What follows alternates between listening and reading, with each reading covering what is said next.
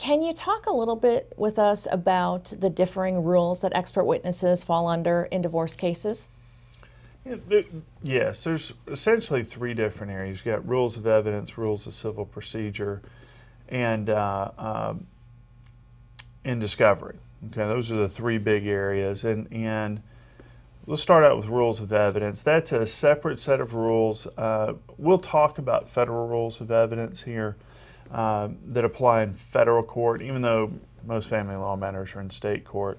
And the reason is most state rules of evidence are based primarily upon the federal rules of evidence. There's always some difference. So the forensic accountant needs to know the state rules of evidence. But the good news is there's not that many rules you have to know as a forensic accountant or a CPA testifying. The main one that you need to have a basic working knowledge of is hearsay. It's an out-of-court statement made by somebody else, offered to prove the truth of the matter asserted, which is a mouthful, but essentially every document that a forensic accountant's going to look at is hearsay because it contains out-of-court statements made by somebody who's not there. So, and the great thing is expert witnesses can rely on hearsay. So in order to form an opinion, a forensic accountant can look at hearsay, review it, and form an opinion. Forensic accountants need to have a working knowledge into how are documents admitted, and that could be a discussion you can have with the attorney on the case at the time. And of course, forensic accountants need to know how they're admitted as an expert, going through the process in direct examination, and a lawyer will walk the forensic accountant through that process as well.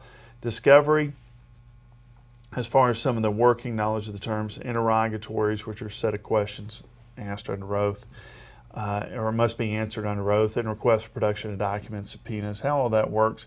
It's good for a forensic accountant to have a basic working knowledge, as well as how's the report treated. Some states require that a report be shared with the other side in advance of trial. Some states don't talk about reports at all. Many states view reports as hearsay and inadmissible anyway. So, but then also, how does the testimony come about? What are the ins and outs of some of the rules regarding testimony? And there are also maybe local rules to be aware of. Why is it so important that the expert be familiar with these rules of evidence?